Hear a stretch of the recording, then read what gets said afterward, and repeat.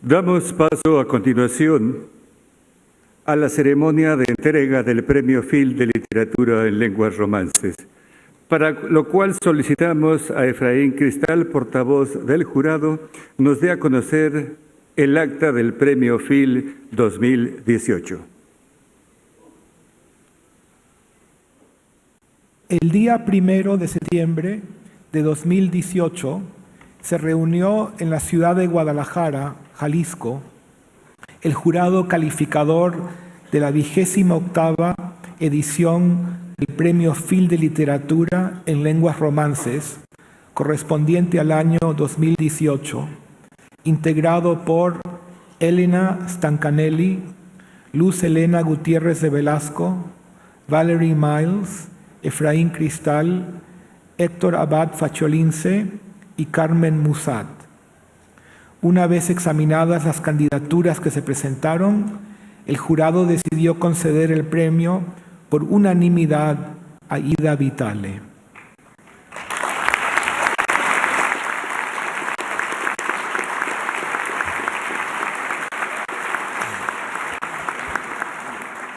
Nacida en Montevideo el 2 de noviembre de 1923, Ida Vitale representa una fuerza poética en el ámbito de la lengua española, lúcida y atenta al acontecer humano en la palabra y a partir de ella, su depurada voz poética, apegada al mundo natural, a las expresiones artísticas y al transcurrir del tiempo vivido, sabe renovar la tradición y afirmar su presencia en la modernidad.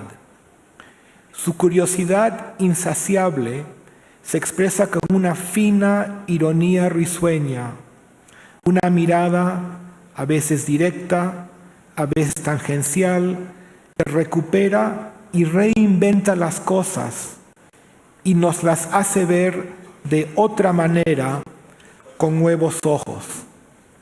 En las últimas 7 décadas, la poesía de Ida Vitale ha enriquecido la lengua española. También lo ha hecho en sus notables traducciones, como por ejemplo sus versiones de Pirandello, Bachelard y Simone de Beauvoir, que forman parte de sus contribuciones a la literatura. En su propia travesía literaria, el significado de las palabras ha cambiado de sentido gracias a su capacidad inextinguible de revelarnos el mundo a través de la poesía. Entre sus numerosas obras cabe destacar La luz de esta memoria, Procura de lo imposible, Léxico de afinidades, Sueños de la constancia y Cada uno en su noche. Muchas gracias.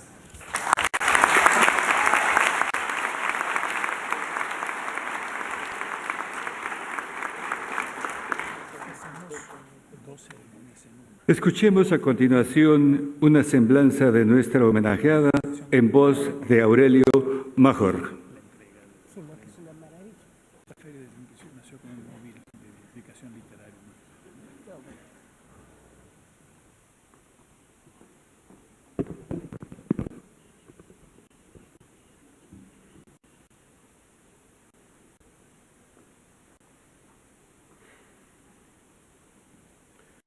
Autoridades, amigos, conocidos y desconocidos, lectores. Si la república literaria es en realidad una aristocracia, el poeta es el que ostenta el más alto título de nobleza. En los usos modernos, el poeta no se equipara nunca al escritor o al novelista, pues la poesía es la meta más eminente de las letras. Sobra decir que me refiero a la poesía, que también podría expresarse en prosa. ¿Pero de qué poesía se trata? La de la interrogación de los límites de la escritura y del replanteamiento de la función del lenguaje en el mundo, la de la tradición de la ruptura. Y cito: avanza recto el amatista, sin ambajes, da, cruento, sobre el amaranto carmesí y centellea en el sumiso cristal.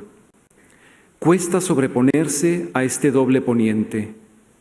Esa vidriada imagen que te ciega, como a veces el mundo, aquí, donde nada puede durar, pronto será flamante ruina. En tanto, multiplica runas de dramático aviso que dicen malandanza y danza de la muerte, y aguardas ver tu reflejo allí, humo flotante. Es amargo ser tántalo, ¿vale amar?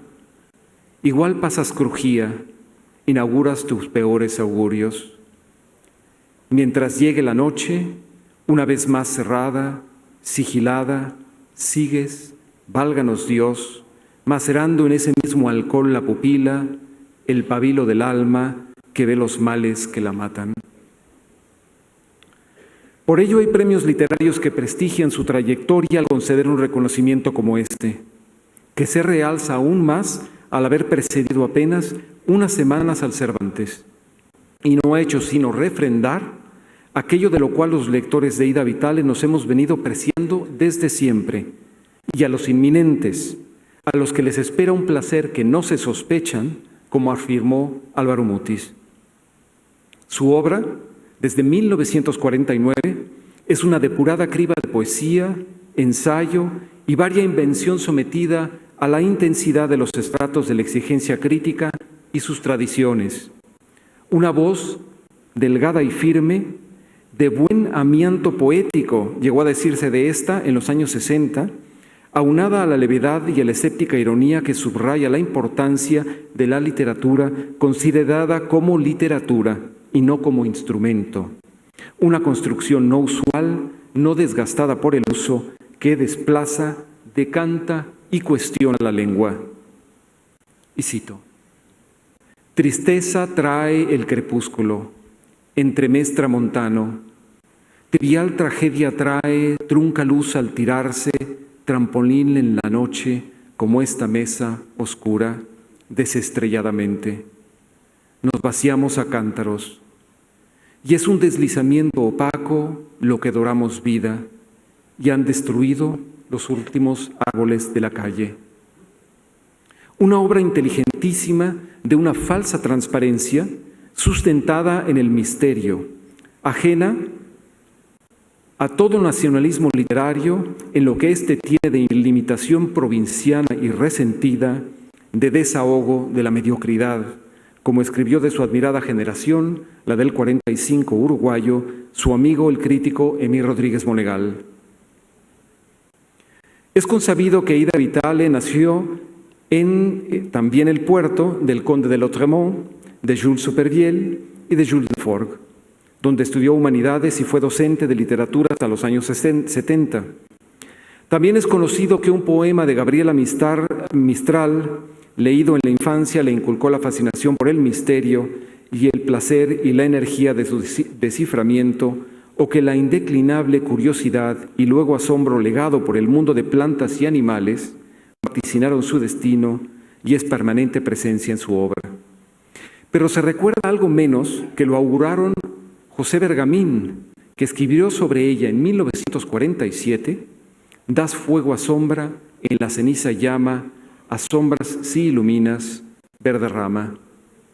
Y Juan Ramón Jiménez, otra influencia decisiva, el cual afirmó al recibir su segundo poemario, Palabra Dada, que había llenado su nombre de misterio y de encanto, y la incluyó por su penetración naturalísima en una presentación antológica de poetas jóvenes en Buenos Aires en esos años. Las adversidades políticas la forzaron, como a tantos otros intelectuales de su país, al exilio. Residió en México entre 1974 y 1984, con su marido, el inolvidable poeta y profesor Enrique Fierro. Y aunque con él volvió unos pocos años al Uruguay, a finales de los 80 se estableció en Austin, Texas, hasta este mismo 2018, cuando ha vuelto de nuevo a la muy fiel y reconquistadora ciudad de San Felipe y Santiago de Montevideo. El propio Enrique Fierro solía repetir con su habitual ingenio: gracias al exilio que me has dado tanto. Lo que sigue ocurriendo ahora mismo, desde que el filósofo nos echó a ladridos de su estremecedora república. La obra de Ida Vitale fue acogida en plural y envuelta, revistas fundadas y dirigidas por Octavio Paz, las cuales permitieron la confluencia de los esencialmente afines en un amplio grupo intelectual hispanoamericano que entendía la poesía, la crítica y la experiencia literaria en libertad y en debate contra todo provincianismo y totalitarismo. Algunos de ellos, como Olga Orozco, como Tomás Segovia, han precedido a Ida Vitale en este premio.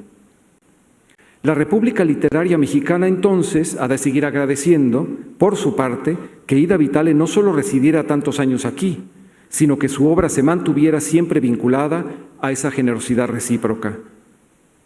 Pero la biografía del poeta importa en realidad más bien poco. Su obra y sus lecturas, lectura, espejo ustorio donde lo consumido nos consume, ha escrito, son su biografía. Y más en el caso de ella por su conocido desdén antipublicitario. Digamos que los orígenes rurales del autor de la Eneida, que Horacio fuera hijo de un esclavo o que Ovidio muriera en el exilio, es apenas relevante ante las obras que releemos.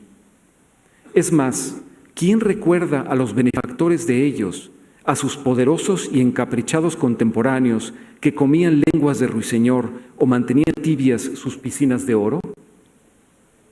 ¿O a quiénes va dirigido este poema de Ida Vitale que es también nuestro? Agradezco a mi patria sus errores, los cometidos, los que se ven venir, ciegos, activos en su blanco de luto. Agradezco el vendaval contrario, el semiolvido, la espinosa frontera de argucias, la falaz negación de gesto oculto. Sí, gracias. Muchas gracias por haberme llevado a caminar para que la cicuta haga su efecto y ya no duela cuando muerde el metafísico animal de la ausencia. Podría postularse que el obstinado tono algo solemne que Enrique Sureña había detectado en la poesía mexicana debe recibir de cuando en cuando necesarias pedagógicas sacudidas uruguayas, entre otras muchas que le hacían falta. Y no porque, permítanme la provocación, no se hubiera leído con atención a lo casi olvidado Superviel, del cual Ida Vitale nos ha dado espléndidas traducciones que algún editor avesado haría bien en recuperar, al permanente Lautréamont y muy poco a Laforgue, o porque Herrera y Reisig afinara la sensibilidad o fecundara la fantasía verbal de López Velarde, sino porque son antídoto, aunque no el único, contra el adocenamiento como un ruido de fondo en el paisaje de la poesía nacional. En Ida Vitale se añade la inextricable presencia moral de su obra, de una lucidez casi sabia, sustentada además sobre un humor refinadísimo, sobre todo en su prosa, de sordina sobre los énfasis excesivos, sobre los intelectuales baratos, y acallador de chulería ilustrada y de cabezas que embisten, como describía a sus compatriotas Machado. Una inteligencia que se toma en serio lo escrito con una sonrisa, pero no a uno mismo con risa. Existen muchas especies de humor, escribe en su léxico de afinidades. El más sutil es el que se aclimata en el misterio.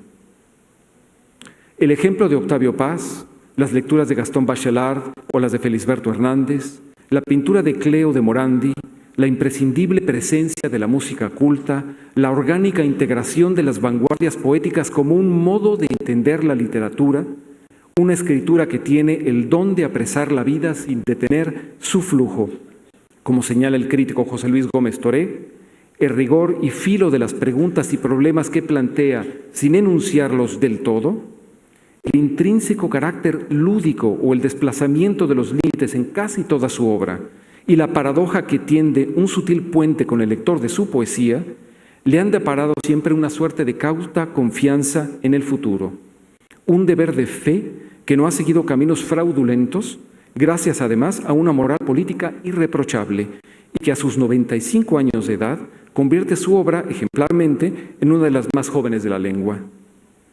En uno de sus poemas más recientes, Ida Vitale escribe: olvida, sí, el delirio de luchar con augures y escombros. Mira sin afirmar, el futuro no es tuyo. Es cierto y no es cierto. porque ese futuro es ahora, es de su obra y es todo suyo. Gracias.